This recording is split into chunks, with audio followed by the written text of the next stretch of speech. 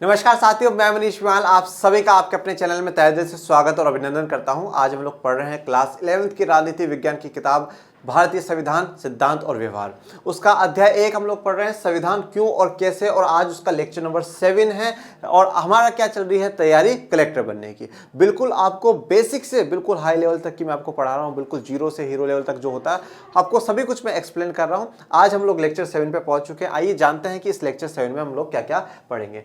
आज हम लोग सच कहूं तो सच में अब हम इंटरेस्टिंग टॉपिक्स की तरफ धीरे धीरे बढ़ रहे हैं। अब आज हम लोग जानेंगे कि भारतीय संविधान कैसे बनता, उसकी क्या क्या पूरा प्रोसेस रहा, क्या प्रक्रिया रही, उसके बारे में जानेंगे। कैबिनेट मिशन योजना क्या है वो समझेंगे, चुनाव की पद्धति समझेंगे। और जैसा कि मैंने आपको कहा है कि आपके अगर कुछ बॉक्स में भी दिया हुआ है ना, तो अपन उस बॉक्स को भी कवर करेंगे, उस बॉक्स को भी समझेंगे। और उन्हीं बॉक्सों में से एक है जिसमें डॉक्टर बाबा साहब अंबेडकर के विचार लिखे हुए हैं। उन विचारों को समझेंगे कि वो विचारों के पीछे क्या वो कहना चाहते हैं, क्या भारतवासियों को समझाना चाहते हैं, वो अपन समझेंगे। आइए शुरुआत करते हैं आज के लेक्चर की। भारतीय संविधान कैसे बना। देखिए, अगर आपसे कभी भी एक सीधा सा सवाल आता है कि भारत के संविधान का निर्माण किसने किया है या भारत का संविधान किसने बनाया, तो आपका एक सटीक और सीधा जवाब होना चाहिए कि भारत का संविधान संविधान सभा ने बनाया है।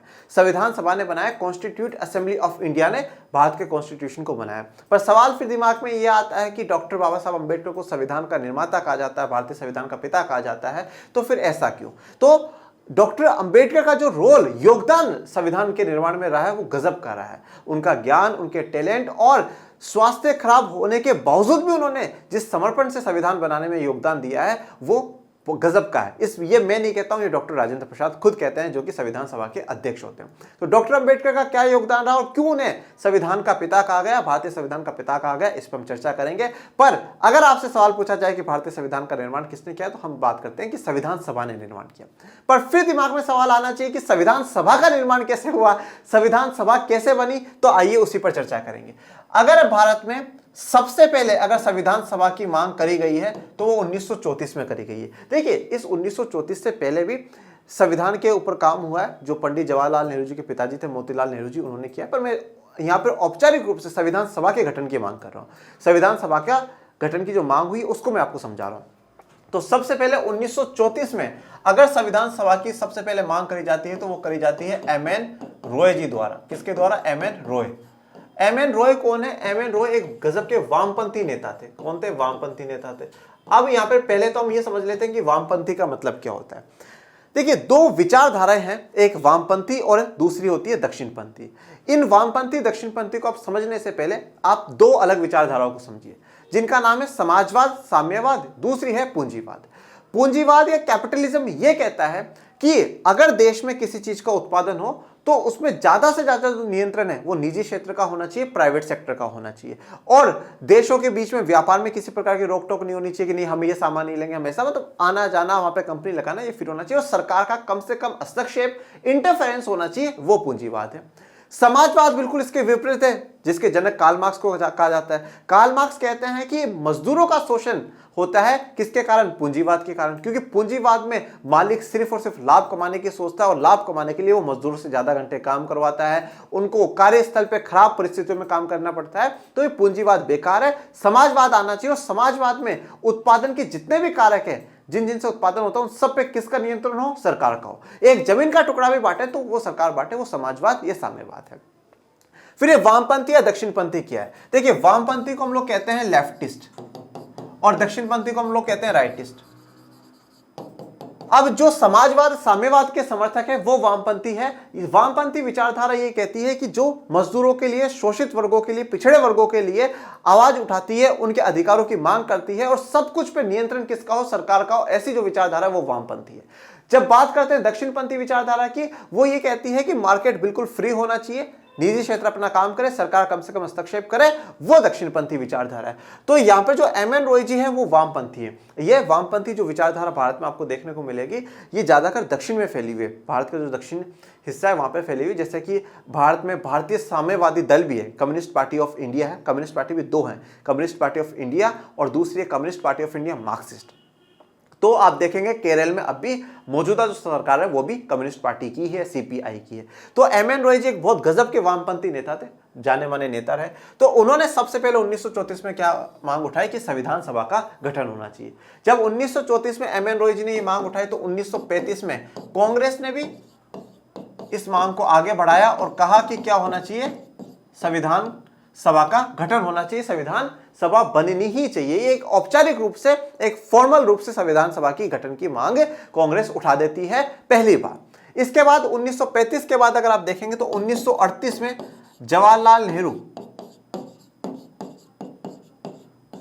नेहरू जी एक बात कहते हैं कि भारतीय संविधान सभा का गठन होना चाहिए। और गठन कैसे होना चाहिए? गठन होगा जनता के द्वारा, जो प्रतिनिधि है वो चुन करके जाएंगे। और किस आधार पर चुन करके जाएंगे? सार्वभौमिक मताधिकार पे, सार्वभौमिक वयस्क मताधिकार।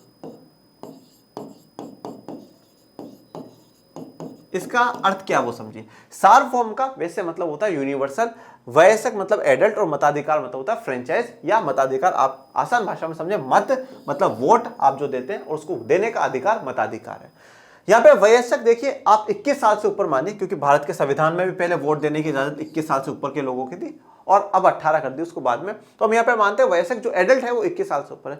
तो यहाँ पर नेहरू जी ये कहते हैं कि भारत की संविधान सभा का गठन होगा और उस गठन में जो लोग खड़े होंगे उनके लिए वोट कौन डालेंगे? सभी जो वयस्क है वो सभी वोट डालेंगे, चाहे वो किसी भी वर्ग के हो, वो सब वोट डालेंगे और फिर ही संविधान सभा का गठन होगा। ये बात क्यों कही गई? क्यों? क्योंकि जब ब्रिटिशर्स के टाइम में वोटिंग हो रही है, ब्रिटिशर्स के समय में भी जो वहां के प्रांत थे, जो राज्य थे, उन राज्यों में विधानसभाएं थी और उन राज्यों में जो हमारे नेता चुन करके जा रहे हैं वोटिंग हो रही है। पर उनमें वोट कौन करता था? जिनके पास क्या हो, प्रॉपर्टी हो, जिनके पास एजुकेशन हो, या मैं ये कह सकता हूं शिक्षित जो हो, या आप ये कह सकते हैं कि धन और शिक्षा जिनके पास थी, मतलब जो टैक्स देने में कैपेबल हो, प्रॉपर्टी जिनके पास अच्छी हो, शिक्षित हो, वही क्या है, वोट दे सकते थे। तो इस दायरे में तो आप देखेंगे तो भारत के सिर्फ 10% लोग ही आते थे, तो 90% लोग तो वोट ही नहीं कर पाते थे। तो यहां पे सीमित मताधिकार था ब्रिटिश सरकार के समय। पर 1938 में नेहरू जी कहते हैं कि इस भारत में संविधान सभा का गठन होना चाहिए और किन आधार पर होगा? सार्वभौमिक वयस्क मताधिकार पर होगा। इसके बाद 1940 में आगे अगस्त प्रस्ताव भी जाता है और भी कार्य होता है। अब एक तरफ इस संविधान सभा के बनाने की, संविधान सभा के गठन की मांग होती है, दूसरी तरफ आप एक चीज को और समझिए, समकालीन जो चल रहा है वो देखिए। 1939 से 1945 तक चलता है दुनिया में द्वितीय विश्व युद्ध, सेकेंड वर्ल्ड वॉर उस समय चल रहा होता है। प्रथम विश्व युद्ध में आपने कक्षा 10 में पढ़ा होगा, प्रथम विश्व युद्ध में भारत ब्रिटेन को सहयोग करता है, भारत ब्रिटेन की तरफ से लड़ता है और इस उम्मीद में लड़ता है कि अगर ब्रिटेन का साइड जीत जाता है, अगर अंग्रेजों का साइड जीत जाता है तो हमें आजाद कर देगा। पर ब्रिटेन आजाद नहीं करता है, बल्कि भारत पे और शोषण करना शुरू कर देते हैं।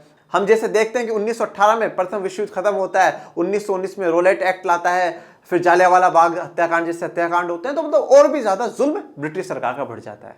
अब क्या हुआ कि 1939 से 1945 जब द्वितीय विश्व युद्ध होता है तो एक तरफ तो कौन है? ब्रिटेन है,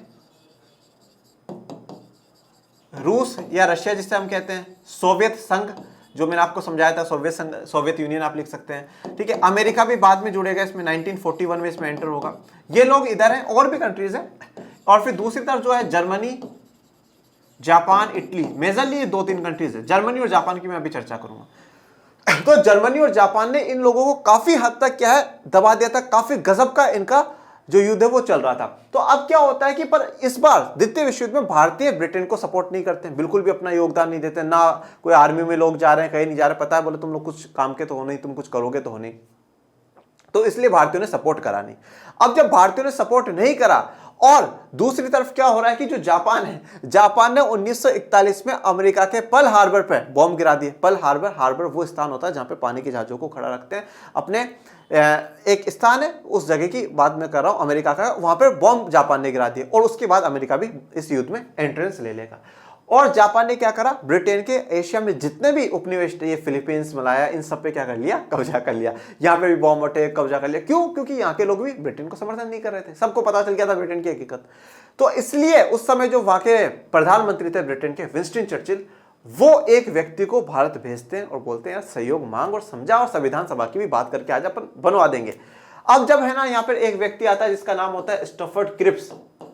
क्रिप्स भारत में आता है 1942 में, इसलिए हम इसे क्रिप्स प्रस्ताव भी कहते हैं, क्रिप्स मिशन भी कहते हैं, 1942 में आता है और ये यही कहता है कि गांधी जी से, नेहरू जी से, मुस्लिम लीग से इनसे बात करता है और कहता है कि आप भारतीय जो है द्वितीय विश्व युद्ध में हमें समर्थन करें, हमें साथ दें, हम जैसे ही विश्व युद्ध खत्म होगा हम संविधान सभा का गठन करेंगे और संविधान निर्माण करवा देंगे, ये बात कहते हैं। अब इस पर बापू ये कहते हैं, महात्मा गांधी कहते हैं कि भाई ये जो क्रिप्स बोल रहा है वो क्या है, पोस्ट डेटेड चेक है। क्या है? पोस्ट डेटेड चेक है। इसका मतलब क्या है? देखिए चेक क्या होता है, चेक आप सभी जानते हैं एक बैंक का डॉक्यूमेंट है जिसपे उस पर लिख करके दूसरे को रकम राशि दी जाती है। चेक का क्या होता है कि जैसे मैं आज की तारीख काटूंगा तो 3 महीने तक वैलिड रहता है, उसके बाद वो बेकार है। तो पर महात्मा गांधी तो कह रहे हैं पोस्ट डेटेड चेक है, मतलब ये बेकार चेक है, मतलब ये कभी वादे तो पूरे करते ही नहीं है, ये तो खराब है। क्योंकि इन्होंने पहले भी हमें बहुत बड़े बड़े सपने दिखाए थे, ऐसा होगा वैसा होगा, कुछ नहीं, हम कोई साथ बात नहीं दे। क्रिप्स जाता है कहां पर? फिर ब्रिटेन जाता है और फिर वो चर्चिल को बोलता है बात तो कर करके आया हूं, अब मुझे नहीं लग रहा वो मान जाएंगे। और फिर आप ये देखिएगा 1942 में ही अगस्त में बापू भारत छोड़ो आंदोलन की शुरुआत करेंगे, करो मरो का नारा बापू यहां पर देंगे, ठीक है। मतलब समर्थन तो देना ही नहीं था, अब तो बिल्कुल ही नहीं।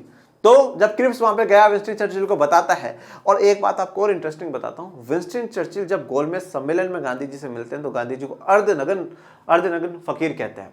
तो अब यार अब कैसे आप उम्मीद कर रहे हो कि बापू उनको सपोर्ट करेंगे? 2-3 डंडे लेकर के देने और चाहिए थे चर्चिल के। तो यहाँ पे सपोर्ट नहीं करता है। क्रिप्स 1942 का प्रस्ताव है। फिर इसके बाद द्वितीय विश्व युद्ध खत्म हो जाएगा, वहां पर सरकार बदल जाएगी, चर्चिल हट जाएगा और 1946 में यहाँ पर एक कैबिनेट मिशन भेजा जाएगा। अभी कैबिनेट मिशन क्या है उसको भी समझ लेते हैं, ठीक है। पहली बात तो आप कैबिनेट शब्द का मतलब समझिए। जो मंत्रिमंडल होता है ना प्रधानमंत्री का, उसमें जो सबसे बेहतरीन जो मिनिस्टर्स होते हैं वो कैबिनेट के होते हैं, जिनका सबसे बड़े बड़े जो पोर्टफोलियोज है, डिपार्टमेंट्स है, विभाग आप कहते हैं, जैसे कि हेल्थ का होना, स्वास्थ्य का, वित्त का, फाइनेंस का, शिक्षा का, एजुकेशन का, ये बड़े बड़े जो मिनिस्टर्स होते हैं वो कैबिनेट में आते हैं। तो हमें कैबिनेट मिशन भेजा गया, इसमें 3 लोगों को भेजा गया। 3 लोग कौन कौन थे? एक तो थे, सबसे पहले तो हम बात करते हैं क्रिप्स की, स्टफर्ड क्रिप्स को भेजा गया कि भाई आप जाइए। फिर दूसरे जो हैं वो है पैथिक लॉरेंस,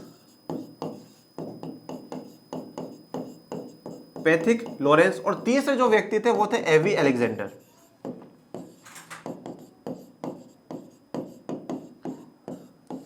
ये 3 लोग यहां पर आते हैं। कब आएंगे? 24 मार्च 1946 को भारत पहुंचते हैं, पूरे एक प्लानिंग के साथ। और प्लानिंग क्या है कि भाई किस प्रकार से भारत में संविधान सभा का गठन होगा और किस प्रकार से संविधान का निर्माण होगा, उस पर चर्चा करनी है। तो 24 मार्च 1946 को आते हैं महात्मा गांधी, जवाहरलाल नेहरू, भारत के बड़े बड़े नेता, मुस्लिम लीग, सबसे बैठकर पूरी बातचीत करते हैं। और बातचीत करने के बाद 16 मई 1946 को अपनी रिपोर्ट प्रकाशित कर देते हैं और बता देते हैं कि भाई इस प्रकार से क्या होगा, जो संविधान सभा है उसका गठन होगा। अभी हम पूरी कैबिनेट मिशन पे आगे पढ़ने वाले हैं कि संविधान सभा का वो गठन किस प्रकार से करवाते हैं। और यहाँ पे सभी खुश हो गए, मुस्लिम लीग भी हो गई। पर यह बात ध्यान रहे कि यहाँ पे मुस्लिम लीग बार बार में डिमांड कर रही है 2 राष्ट्र की, कि नहीं, एक अलग राष्ट्र होना चाहिए, पाकिस्तान मुसलमानों के लिए बनना चाहिए, वो अलग बने और वहां पे अलग संविधान सभा का गठन हो। परंतु अभी यहाँ पे कैबिनेट मिशन ने जो 2 राष्ट्र सिद्धांत है उसको ठुकरा दिया, उसके लिए मना कर दिया है, वो अभी इस बात को नहीं मान रही। तो इसलिए एक ही संविधान सभा का गठन होगा और वो जुलाई अगस्त में संविधान सभा के लिए चुनाव होंगे और उसका गठन हो जाएगा।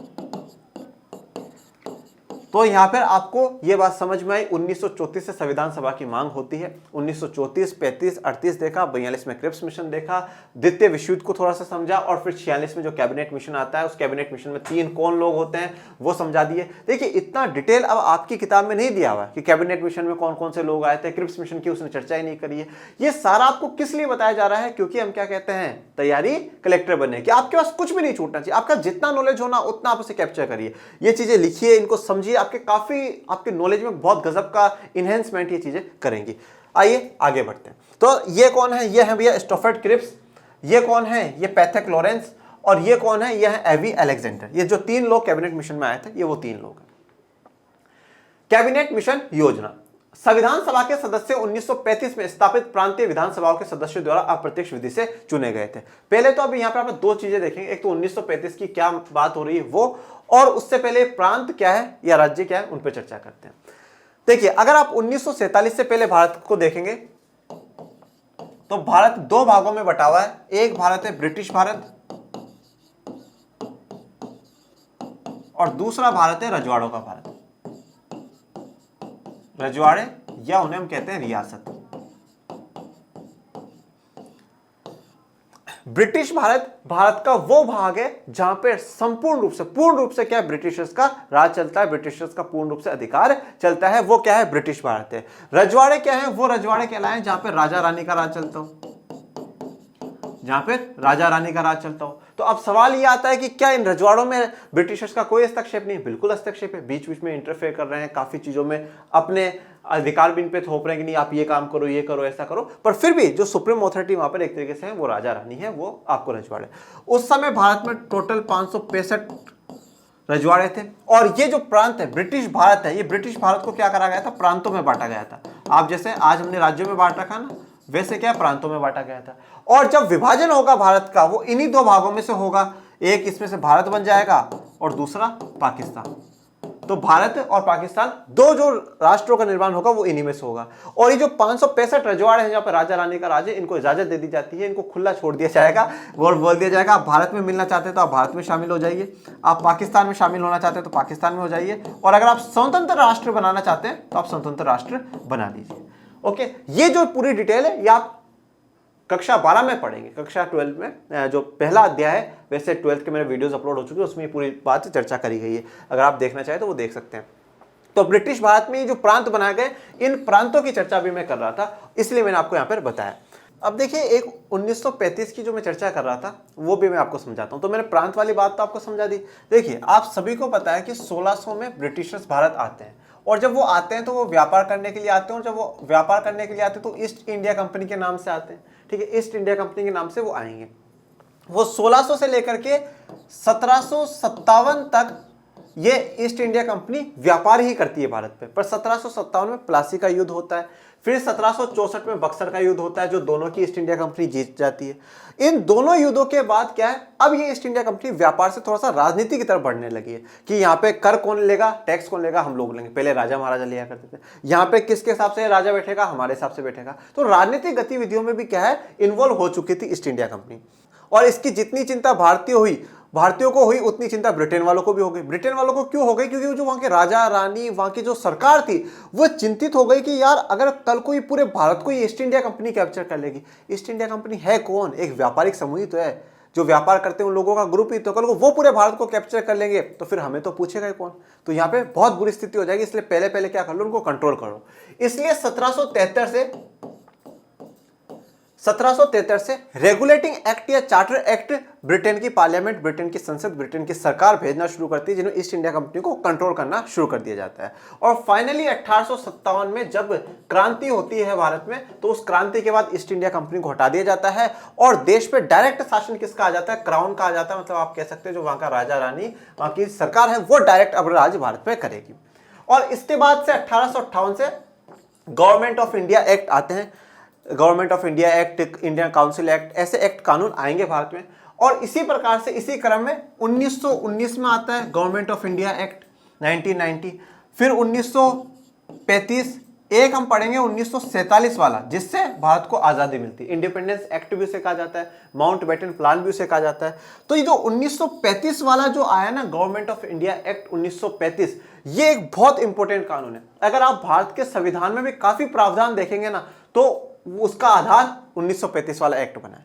तो इस 1935 के एक्ट में, कानून में जो प्रांत थे, उन प्रांतों में क्या बना दी गई, विधानसभाएं। वैसे वो 19 में भी है, प्रांतों में विधानसभाएं, और उन विधानसभाओं में लोग क्या निर्वाचित होकर करके जा रहे हैं। विधानसभा जैसे कि आज हमारे राजस्थान में राज्य की विधानसभा, जहाँ पे मुख्यमंत्री, विधायक, उनके मंत्री होते हैं। मध्य प्रदेश में अपनी है, उत्तर प्रदेश में अपनी है, तो हर राज्यों में होती है। तो हर प्रांतों में क्या है, बना दी गई। तो उन विधानसभाओं में जो लोग निर्वाचित होकर के जा रहे हैं, उनको वोट जनता करी, जनता कैसे करी वो मैंने आपको समझा दिया। तो ये प्रांतों की विधानसभा है। अब एक बार वापस अपन पहले की स्लाइड पर आते हैं। संविधान सभा के सदस्य 1935 में स्थापित प्रांतीय विधान सभाओं के सदस्यों द्वारा अप्रत्यक्ष विधि से चुने गए थे। अब देखिए, संविधान सभा के सदस्यों को किसने चुना है, जो कि 1935 में प्रांतीय विधानसभा स्थापित कर दी गई थी। उनमें जो सदस्य थे वो अप्रत्यक्ष विधि से चुनेंगे। अप्रत्यक्ष मतलब डायरेक्टली, इनडायरेक्टली चुनेंगे। अब अप्रत्यक्ष का मतलब कैसे, देखिए, ये जो सदस्य हैं विधानसभा में जो लोग बैठे हैं, उनको जनता ने चुना है, और संविधान सभा के सदस्यों को कौन चुनेंगे, ये चुनेंगे। तो ये क्या हो गया, जनता के रूप में, जनता से अगर आप इनको डायरेक्ट लिंक कर करके देखेंगे तो जनता के रूप में ये क्या हो गए, अप्रत्यक्ष हो गए। जनता ने डायरेक्ट इनको चुना है तो ये हो गए, और ये इनको चुन रहे हैं तो जनता के लिए तो ये क्या हो गया, अप्रत्यक्ष हो गया। भाई जैसे हम आज बात करते हैं राष्ट्रपति है, राष्ट्रपति साहब को किसने चुना? भी आपने वीडियो देखा मेरा वाला राष्ट्रपति उपराष्ट्रपति वाला वीडियो देखा? वो वीडियो देखिए बच्चों, वो वीडियो देखिए, मैं आपको जो लिंक है डिस्क्रिप्शन में भी दिला दूंगा। तो वो वीडियो आप देखिए कि राष्ट्रपति कैसे चुनते हैं, उपराष्ट्रपति कैसे चुनते हैं। तो अब राष्ट्रपति को डायरेक्ट जनता ने नहीं चुना है, प्रत्यक्ष रूप से हमने नहीं चुना है, तो अब उनको कैसे चुना गया है वो आप देखिएगा। सांसद और जो विधायक है उन्होंने चुना है, तो यहाँ पे अप्रत्यक्ष रूप से चुना गया है। प्रत्येक प्रांत, जितने भी प्रांत है, कितने प्रांत आएंगे अभी हम चर्चा करेंगे, 11 प्रांतों की। देसी रियासत, तो जो रियासतें होंगी, जो रजवाड़े होंगे वो, और रियासतों के समूह, तो या तो एक एक रियासत या रियासतों का पूरा एक समूह, पूरा एक ग्रुप बना करके उन्हें जनसंख्या के अनुपात में सीटें दी गई, 10 लाख पर एक सीट। अब यहां पर एक चीज को आप समझिए, जनसंख्या के अनुपात पर, भाई इतनी जनसंख्या पर एक इंसान चुन करके जाएगा। तो यहाँ पर जैसे मान लीजिए ये पूरा एरिया है, इसमें 10 लाख लोग ले लेते हैं, इसमें से एक चुन करके जाएगा। फिर इस वाले एरिया में 10 लाख लोग रहते हैं, फिर इसमें से एक चुन करके जाएगा। ओके, तो 10 लाख लोगों पर एक सीट, मतलब एक इंसान 10 लाख लोगों में से चुन करके जाएगा। अब देखते हैं ये जो प्रत्येक प्रांत है, उन प्रांतों से और रियासत की बात समझते हैं। 11 प्रांत है, 11 प्रांत कौन कौन से हैं वो देखिए। एक तो यहां पर आपको पश्चिमोत्तर सीमा प्रांत दिख रहा होगा, ठीक है, उत्तर पश्चिमोत्तर सीमा प्रांत ये। उसके बाद आप देखिए यहां पर पंजाब में आ जाइए 2, सिंध 3, बंबई 4, मद्रास 5, उसके बाद आप इधर आएंगे बंगाल 6, असम 7, बिहार और उड़ीसा 8, संयुक्त प्रांत 9, जिसे हम आज यूपी कहते हैं 9, मध्य प्रांत 10। तो जो 11 प्रांत है वो देखिए, उत्तर पश्चिमोत्तर सीमा प्रांत अपना हो गया पंजाब 2, सिंध 3, बंबई 4, मद्रास 5, मध्य प्रांत, संयुक्त प्रांत 7, बिहार 8, बंगाल 9, असम 10 और एक मैंने बताया आपको उड़ीसा। तो ये 11 क्या थे उस समय प्रांत थे, इन 11 प्रांतों से चुन करके जाएंगे। और 4 क्या थे, मुख्य आयुक्त थे, हाई कमिश्नर थे, मतलब वो एरियाज स्पेशली ब्रिटिशर्स के अधीन थे, तो मुख्य आयुक्त थे, 4 वहां से चुन करके जाएंगे। वो 4 कौन कौन से थे? एक तो है अजमेर मेवाड़, ओके, दूसरा है दिल्ली, तीसरा है यहाँ पे कुर्ग आपको देखने को मिलेगा, कुर्ग, और एक है बलूचिस्तान। ये जो 4 स्थान है, इन 4 स्थानों की बात करी गई है, बलूचिस्तान वाले, अजमेर मेवाड़, दिल्ली और कुर्ग, इन 4 जगह मुख्य आयुक्त है, वो चुन करके जाएंगे। ब्रिटिश सरकार के प्रत्येक शासन वाले प्रांतों को 296 सदस्य चुनने थे। अब देखिए 296 को अपन समझते हैं, 296 टोटल चुनने, भाई जितने भी प्रांत है उनमें से कितने जाएंगे, 296 लोग जाएंगे। इनमें से जो 11 प्रांत है, मैंने जो आपको 11 प्रांतों के नाम बताया, उनमें से कितने लोग चुन करके जाएंगे, 292 चुन करके जाएंगे, 292 चुन करके जाएंगे। और जो मैंने 4 आपको मुख्य आयुक्त की जगह दिखाई, आपको मुख्य आयुक्त की जो 4 जगह दिखाई, कौन कौन सी, अजमेर मेवाड़, दिल्ली, कुर्ग और बलूचिस्तान, ये जो 4 स्थान थे उनसे हर से एक एक इंसान चुन करके जाएगा। तो ये 4, तो ये टोटल कितने हो गए, 296। ये वो वाला एरिया है जो ब्रिटिश भारत वाला इलाका मैंने आपको दिखाया कि ब्रिटिश भारत और रजवाड़ों में भारत बटा हुआ था। तो ब्रिटिश भारत वालों में से कितने लोग चुन करके जाएंगे, 296 चुन करके जाएंगे, 296 लोगों को चुना जाएगा। देसी रियासतों को न्यूनतम 93 सीटें आवंटित की गई, और जो देसी रियासतें थी उनको कितने सीटें दी गई, 93 दी गई। तो अब आप देखिए 296 प्लस 93, तो ये टोटल कितनी हो गई, 389 टोटल हमारे संविधान सभा में सदस्य हो जाएंगे। प्रत्येक प्रांत की सीटों को 3 प्रमुख समुदायों, मुसलमान, सिख और सामान्य में उनकी जनसंख्या के अनुपात में बांट दिया गया। तो अब प्रत्येक प्रांत को, अब सभी जितने भी राज्य थे उनकी सीटों को 3 भागों में बांट दिया गया कि भाई मुसलमान, सिख और सामान्य, उनको उनकी जनसंख्या के हिसाब से, भाई मुसलमान कितने हैं तो उनकी जनसंख्या के हिसाब से, जैसे मान लीजिए टोटल मैं आपको उदाहरण देता हूं, भाई 10 टोटल जनसंख्या, अब उसमें से 3 मुसलमान है तो 3 सीटें मुसलमानों को, ठीक है, मान लीजिए 2 सिख है तो 2 सिखों को सीट, 5 सामान्य है, सामान्य में अब इन दोनों समुदाय के अलावा जो भी रह गया वो सामान्य में आ जाएगा, तो वो 5 सामान्य को। जनसंख्या के अनुपात, भाई इनका जनसंख्या में कितना अनुपात है, कितना रेशियो, उस हिसाब से उनको सीटें बांट दी गई। तो 3 समुदाय हैं, मुसलमान, सिख और सामान्य। अब देखते हैं चुनाव की पद्धति, सिस्टम ऑफ इलेक्शन, किस प्रकार से इलेक्शन होता है। प्रांतीय विधानसभाओं में प्रत्येक समुदाय के सदस्यों ने अपने प्रतिनिधियों को चुना। देखिए अब यहां पर एक बात ध्यान दीजिएगा, समुदाय के लोग ही चुनेंगे। अब जैसे मान लीजिए कि भाई बिहार के प्रांतीय विधानसभा में मुसलमान बैठा है, वो मुसलमान को चुनेगा, सिख सिख को चुनेगा, सामान्य वाला सामान्य को ही चुनेगा। ओके, तो अपने अपने प्रतिनिधियों को चुनेंगे। ये जो सिस्टम है वो कैसा है, समानुपातिक प्रतिनिधित्व और एकल संक्रमण मत पद्धति है। अब अगर जिन बच्चों ने राष्ट्रपति का वीडियो देखा, उपराष्ट्रपति का वीडियो देखा, तो उनको तो ये बात समझ में आ जाएगी, और जिसको नहीं आई उसको अभी मैं समझा देता हूं। देखिए इसमें क्या होता है, जैसे कि मान लीजिए दो कैंडिडेट खड़े हुए एक्स और वाई, ठीक है, एक्स और वाई खड़े हुए। अब जैसे मान लीजिए कि सामान्य था, अब उसमें सामान्य के जितने भी उस विधानसभा में लोग बैठे हुए वो क्या करेंगे, प्राथमिकता देंगे, भाई पहले वाई चुन करके जाए, अगर वाई नहीं जाए तो एक्स चला जाए। फिर दूसरा कहेगा नहीं यार पहले तो एक्स ही जाना चाहिए, एक्स नहीं तो वाई। और फिर तीसरा कहेगा नहीं यार पहले एक्स ही फिर वाई। फिर चौथा कहेगा नहीं यार पहले तो वाई जाना चाहिए फिर एक्स। ऐसे लोग क्या है, प्राथमिकता देते हैं। फिर क्या होता है, इनकी काउंटिंग होती है। काउंटिंग कैसे होगी, जैसे मान लीजिए ये एक्स का डब्बा है, ये वाई का डब्बा है। अब जिन्होंने पहले पर एक्स ने किस किस को रखा है, इसने रखा था, ये पर्ची में आ जाएगी, इसने रखा था, ये पर्ची में आ जाएगी। वाई को पहले पे इसने रखा और इसने रखा, ये पर्ची पर आ जाएगी। और फिर 50% से ज्यादा होते ही जिसकी तरफ से पहले पर आ जाएगा वो क्या हो जाएगा, संविधान सभा में चुन करके चला जाएगा। तो यहां पर अप्रत्यक्ष रूप से संविधान सभा का गठन हुआ है। ओके, अप्रत्यक्ष रूप से हुआ है। कैसे अप्रत्यक्ष रूप से, कैसे, जनता ने किसको चुना, जनता ने जो प्रांतीय विधानसभा है उनके नेताओं को चुना, और फिर उन्होंने संविधान सभा के नेताओं को चुना,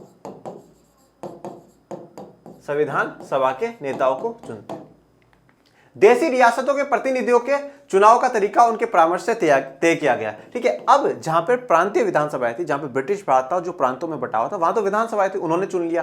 पर अब जो देशी रियासतें हैं वो किसके हाथ में छोड़ दी गई, भाई आप जो राजा है वो परामर्श कर करके वो किसी एक को, जिनको भी भेजना चाहे वो एक अपना प्रतिनिधित्व वहां पर भेज दे, और जो देशी रियासतें हैं उनसे बैठ करके वो अपनी बात कर लेंगे, किसको हमारी तरफ से भेजना है वो भेज देंगे। अब देखिए, अब हम जानते हैं कुछ बात हमारे संविधान के बारे में, ठीक है। अब जब पूरी संविधान सभा का चुनाव हो चुका है, जुलाई अगस्त 1946 में चुनाव हो गए। अब उन चुनावों के बाद जो पहली बैठक होती है, जो पहली मीटिंग होगी, वो होगी 9 दिसंबर 1946 को। कब होगी, 9 दिसंबर 1946 को मीटिंग होगी। टोटल हमने कितने लोग चुने, 389। पर पहली बैठक में कितने लोग बैठेंगे बच्चों, 211 लोग ही पहली बैठक में बैठते हैं। और क्यों, क्योंकि इसमें देखिए मुस्लिम लीग भी कहीं ना कहीं इसमें विरोध कर रहा है, ठीक है। काफी जो रजवाड़े हैं वो भी थोड़ा सा आनाकानी करेंगे, क्योंकि हमने देखा है कि उनको तो जोड़ा जाएगा बाद में, तो वो भी नहीं आ रहे हैं। तो 211 लोग ही पहली बैठक को अटेंड करते हैं। अब इस पहली बैठक में जो अध्यक्ष बनाया जाता है, अध्यक्ष क्या होता है, जो बिल्कुल टॉप पे बैठेगा और सबकी बातें सुनेगा, हाँ भाई तुम भी बोलो, फिर तुम मैं भी बोलो, सबसे पूछेगा, तो अध्यक्ष बनाया गया। तो जो पहला दिन था ये तो संविधान सभा का, तो इस दिन क्या हुआ, अस्थायी अध्यक्ष बनाया गया। अस्थायी अध्यक्ष मतलब ये परमानेंट नहीं थे, इनको जल्द ही हटा दिया जाएगा, परिवर्तन कर दिया जाएगा। तो अस्थायी अध्यक्ष किसको बनाया गया, डॉक्टर सच्चिदानंद सिन्हा। डॉक्टर सच्चिदानंद सिन्हा को बनाया गया। और ये किस आधार पे, ये सबसे वरिष्ठ थे, सबसे बड़े पूरी संविधान सभा में आप देखेंगे, तो उस आधार पर इनको पहले दिन जो है अस्थायी अध्यक्ष जो बनाया गया वो डॉक्टर सच्चिदानंद सिन्हा को बनाया गया। फिर जब 11 दिसंबर को फिर मीटिंग होगी, फिर स्थायी रूप में जो अध्यक्ष है वो संविधान सभा चुन लेगी। और स्थायी अध्यक्ष के रूप में किसको चुना जाएगा, डॉक्टर राजेंद्र प्रसाद जी को, डॉक्टर राजेंद्र प्रसाद। अब आपसे पूछा जाए कि संविधान सभा के अध्यक्ष कौन थे, तो डॉक्टर राजेंद्र प्रसाद जी, जो हमारे भारत के पहले राष्ट्रपति बनते हैं, प्रथम राष्ट्रपति बनते हैं, और यही एकमात्र ऐसे राष्ट्रपति हैं जिन्होंने 2 बार देश के लिए राष्ट्रपति बने हैं। तो डॉक्टर राजेंद्र प्रसाद जी कौन होते हैं, हमारे संविधान सभा के अध्यक्ष होते हैं। अब 2 उपाध्यक्ष बनाए गए। उपाध्यक्ष क्यों बनाए गए, कि भाई अगर कभी अध्यक्ष मौजूद ना हो तो उपाध्यक्ष जी हो। तो 2 थे हमारे वहां उपाध्यक्ष, एक थे वीटी कृष्णामाचारी और दूसरे थे डॉक्टर H.C. मुखर्जी। ओके, तो 2 उपाध्यक्ष थे। अस्थायी अध्यक्ष कौन थे, डॉक्टर राजेंद्र प्रसाद, और अस्थायी अध्यक्ष जो बनाए गए डॉक्टर सच्चिदानंद सिन्हा। तो ये क्या था कि जो पहली बैठक हुई, स्टार्टिंग क्या काम है वो मैंने आपको बताया, 9 दिसंबर का। फिर स्थायी अध्यक्ष की मैंने आपको बात बता दी। पूरा हमारा संविधान बनने में कितना समय लगता है, 2 साल 11 महीने 18 दिन का पूरा समय लगेगा। ओके, और इस 2 साल 11 महीने 18 दिन में 11 बैठकें होती हैं। 11 बैठकों का मतलब क्या है, संविधान सभा के जो निर्माता है वो 11 बार मिलेंगे, 11 बार बैठक करेंगे। इन 11 बार की बैठकों में कितने दिनों तक बैठते हैं, 114 दिनों तक वो बैठेंगे।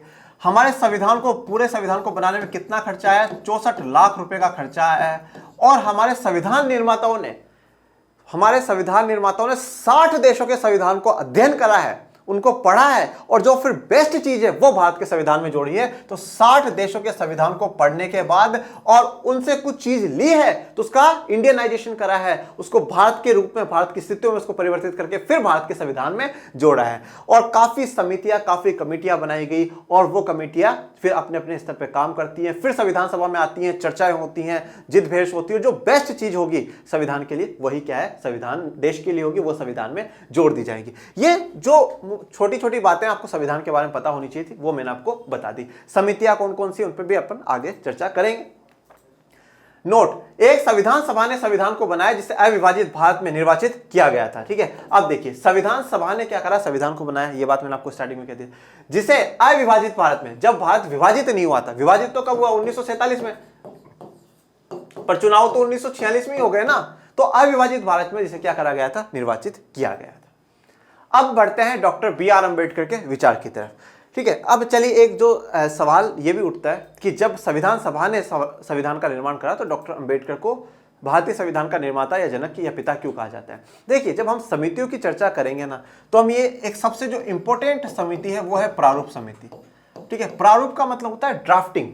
ठीक है, ड्राफ्ट करना, और ड्राफ्ट प्रारूप मतलब एक रूपरेखा तैयार कर लेना कि हमारा संविधान कैसा होगा। ठीक है, मतलब एक बेसिक ब्लूप्रिंट आप कह सकते हो कि ब्लूप्रिंट पूरा तैयार कर लेना।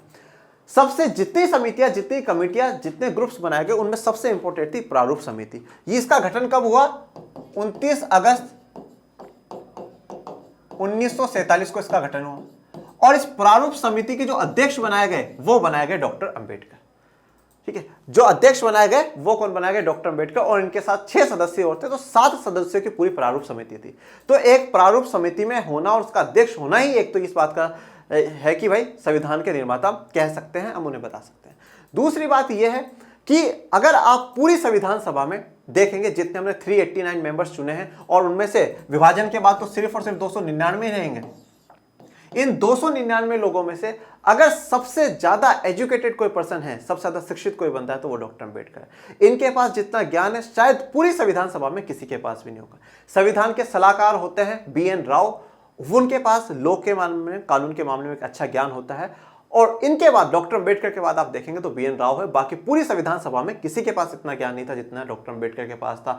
इन्होंने PhD जो डॉक्टरेट हम लोग करते हैं वो दो सब्जेक्ट्स में, इकोनॉमिक्स, पॉलिटिकल साइंस में डॉक्टरेट कर रखी है। लंदन स्कूल ऑफ इकोनॉमिक्स से पढ़े हुए, बड़े बड़े यूनिवर्सिटी से दुनिया से इन्होंने ज्ञान लिया है, और जाने माने गजब के विद्वान और समाज सुधारक रहे। तो जब संविधान सभा में ये पहुंचे, और इनका ये भी मैं बता दूं, संविधान सभा में भी ये 2 बार पहुंचे हैं। पहले विभाजन से पहले बंगाल की तरफ से पहुंच गए थे, पर फिर वो बंगाल वाला भाग है वो तो पाकिस्तान की तरफ चला गया, पूर्वी पाकिस्तान, जिसे आज हम बांग्लादेश कहते हैं।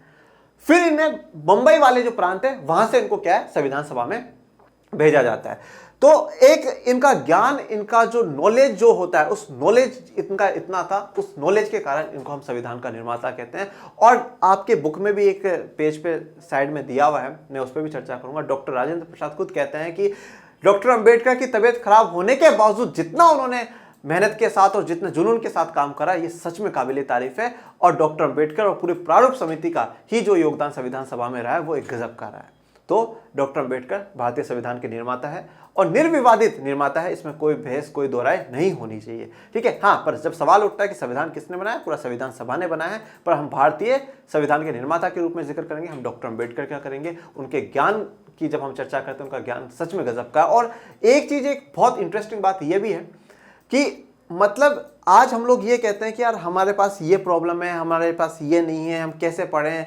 संसाधनों की कमी है, ये है, वो है। ये वो शख्स है जिनको जब बिल्कुल बेसिक एजुकेशन भी लेनी थी ना, तब क्लास के बाहर बैठना पड़ता था।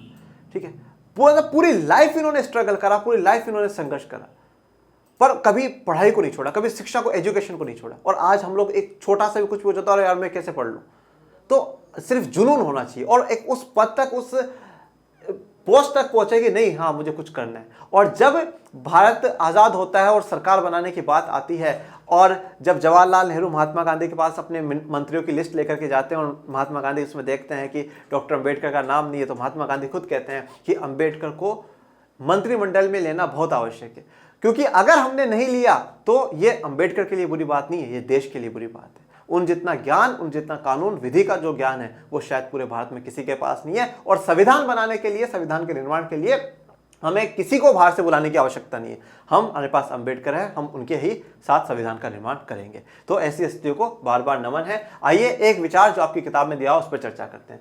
अपने राजनीतिक लोकतंत्र को हमें सामाजिक लोकतंत्र का रूप भी देना चाहिए। राजनीतिक लोकतंत्र तब तक स्थायी नहीं रह सकता जब तक कि उसका आधार सामाजिक लोकतंत्र ना हो। देखिए यहां पर आप बात समझिए, जब हम बात करते हैं लोकतंत्र की तो लोगों की व्यवस्था की बात करता हूं मैं, कि जनता की व्यवस्था है। और जनता की जब हम चर्चा करते हैं तो जो सबसे अंतिम पायदान पे खड़ा है, जो सबसे गरीब है, सबसे पिछड़ा हुआ है, चाहे किसी भी आधार पर हो, वो भी जनता का भाग है और वो भी देश के शासन में, सरकार में अपना योगदान देता है। कैसे? मतदान के द्वारा। तो वो क्या है? राजनीतिक लोकतंत्र है। तो यहां पे डॉक्टर अंबेडकर कहते हैं कि हमने राजनीतिक लोकतंत्र को तो अपना लिया। कैसे अपना लिया? One man one vote one value से। One man one vote one value, इससे हमने राजनीतिक लोकतंत्र को तो अपना लिया। भाई अगर देश का राष्ट्रपति वोट डालेगा तो भी एक ही रहेगा, और देश में जो मजदूर वर्ग का इंसान है वो भी वोट डालेगा तो एक ही रहेगा। कोई से वर्ग का वोट डाल दो, एक ही रहेगा। तो यहां तो राजनीतिक लोकतंत्र, या आप कह सकते हैं राजनीतिक समानता आ चुकी है। पर सामाजिक लोकतंत्र को भी अब हमें अपनाना चाहिए। सामाजिक लोकतंत्र का मतलब क्या है? कि जो समाज में हमें अलग अलग प्रकार की कुरीतियां दिखती है, जाति के आधार पर, लिंग के आधार पर, रंग के आधार पर, धर्म के आधार पर, यह भी क्या खत्म होनी चाहिए। तो सामाजिक लोकतंत्र में तो सामाजिक समानता को भी अब हमें अपनाना चाहिए। राजनीतिक लोकतंत्र तब तक स्थायी नहीं रह सकता जब तक कि उसका आधार सामाजिक लोकतंत्र ना हो। तो राजनीतिक लोकतंत्र भी गिर जाएगा, राजनीतिक लोकतंत्र भी खत्म हो जाएगा अगर हमने सामाजिक लोकतंत्र को नहीं अपनाया। तो सामाजिक लोकतंत्र को अपनाना है राजनीतिक लोकतंत्र के लिए, तो सामाजिक लोकतंत्र की तरफ हमें बढ़ना होगा। अब सवाल आता है कि सामाजिक लोकतंत्र क्या होता है? तो इसका अर्थ है जीवन के उस मार्ग से है जो स्वतंत्रता, समता और बंधुता। स्वतंत्रता मतलब सबको आजादी होनी चाहिए, समता मतलब सबको समानता मिलनी चाहिए, और बंधुता भाईचारे का भाव सब में होना चाहिए कि भाई हम सब क्या है, एक ही देश के, हमारे चाहे कोई जाति, कोई धर्म, कोई लिंग, कोई रंग हो, उससे फर्क नहीं पड़ता, हम सब एक है। जीवन के सिद्धांतों के रूप में स्वीकार करता हूं। तो अभी बोल रहे हैं कि सामाजिक लोकतंत्र क्या है? तो ये कहते हैं कि सामाजिक लोकतंत्र वो है जिसमें लोग अपने जीवन में स्वतंत्रता, समता और बंधुता को अपनाएं, उसको एक्सेप्ट करें। स्वतंत्रता, समता और बंधुता के सिद्धांत को इन तीनों के एक संयुक्त रूप से पृथक पृथक रूपों में नहीं समझना चाहिए। ये कहते हैं कि हम इन तीनों सिद्धांतों को, स्वतंत्रता, समानता और बंधुता, इन तीनों को हमें अलग अलग नहीं समझना चाहिए, पृथक पृथक नहीं समझना चाहिए, हमें एक ही समझना चाहिए। ये तीनों मिलकर एक संयुक्त रूप बनाते हैं कि इनमें से एक को दूसरे से अलग करना लोकतंत्र के मूल प्रयोजन को ही विफल कर देगा। अगर हमने इन तीनों में से एक को भी अलग कर दिया, हमने स्वतंत्रता को अलग कर दिया, समानता को अलग कर दिया, या हमने बंधुता को अलग कर दिया, तो ये जो हमारे लोकतंत्र का जो उद्देश्य है ना, इस लोकतंत्र के उद्देश्य को ही क्या है, खत्म कर देंगे। स्वतंत्रता को समता से अलग नहीं किया जा सकता, समता को स्वतंत्रता से अलग नहीं किया जा सकता, और नहीं स्वतंत्रता और समता को बंधुता से अलग किया जा सकता है। तो मतलब ओवरऑल इतनी सी बात है कि हम राजनीतिक लोकतंत्र तो अपना चुके हैं, हमें सामाजिक लोकतंत्र भी अपनाना चाहिए, मतलब सामाजिक समानता भी हमें अपनानी चाहिए। ये जो भेदभाव है उन भेदभावों को खत्म करना चाहिए। और ये बात कब कही गई है डॉक्टर अंबेडकर के द्वारा? 25 नवंबर 1949 को ये बात डॉक्टर अंबेडकर के द्वारा संविधान सभा में कही गई है। और शायद आप लोगों ने कक्षा 9 में संविधान निर्माण का एक चैप्टर पढ़ा था राजनीति विज्ञान में, उसमें भी डॉक्टर अंबेडकर का एक ऐसा कोटेशन दिया हुआ था जिसमें महात्मा गांधी, डॉक्टर अंबेडकर और जवाहरलाल नेहरू, 3 लोगों के कोटेशन बातें रखी हुई थी। तो डॉक्टर अंबेडकर का यही मिलता जुलता कोटेशन वहां पर भी दिया गया था, जिसमें यह बात कही गई थी कि अगर हम लोग राजनीतिक लोकतंत्र को अपना लिया, पर अगर हमने सामाजिक लोकतंत्र को नहीं अपनाया और इसमें देरी कर दी, तो भारत का जो लोकतंत्र है वो क्या आ जाएगा, खतरे में आ जाएगा। ओके, तो इसलिए यहां पे क्या, हमें सामाजिक समानता को अपनाना चाहिए। समता विहीन स्वतंत्रता कुछ व्यक्तियों की अनेक व्यक्तियों पर प्रभुता को जन्म देगी। अगर हमने समता विहीन स्वतंत्रता, समता विहीन मतलब अगर सबको समान करे बिना आजादी दे दी, तो वो क्या होगा, जो कुछ मजबूत लोग होंगे वो दूसरे पे भी क्या करेंगे, अपना शासन करना शुरू कर देंगे। स्वतंत्रता विहीन समता व्यक्तिगत पहल को नष्ट कर देगी। और अगर हमने स्वतंत्रता के बिना, आजादी के बिना समता दे दी, तो वो व्यक्तिगत जो पहल है उसको ही नष्ट कर देगी। और बंधुत्व के बिना हमने स्वतंत्रता समता अपना स्वाभाविक मार्ग ग्रहण नहीं कर सकती, और अगर स्वतंत्रता और समता के बिना बंधुत्व अपने मार्ग पर नहीं हो सकती। ओके, तो आज के लिए इतना ही। कोई भी आपको प्रॉब्लम हो आप कमेंट बॉक्स में बताइएगा। तो कैसा लगा आज का लेक्चर आप जरूर बताएं, और बिल्कुल ज़्यादा से ज़्यादा लाइक शेयर सब्सक्राइब कर दीजिए। और मिलेंगे नेक्स्ट लेक्चर में, तब तक के लिए थैंक यू सो मच। जय हिंद, जय भारत।